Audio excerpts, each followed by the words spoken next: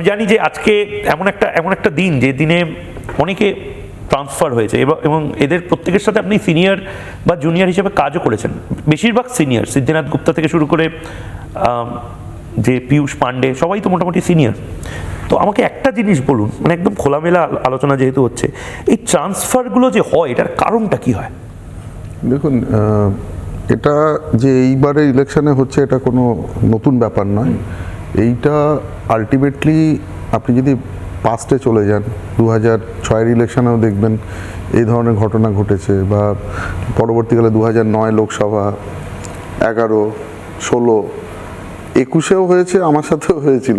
In fact না, ওই 21-এর election আমাকে ইলেকশন কমিশনই কুচবিহারের দায়িত্বে পাঠিয়েছিলেন। আপনি তার আগে কোথায় ছিলেন? তার আগে আমি রায়গঞ্জে ছিলাম, কমান্ডিং অফিসার ছিলাম 4 নম্বর ব্যাটালিয়নের।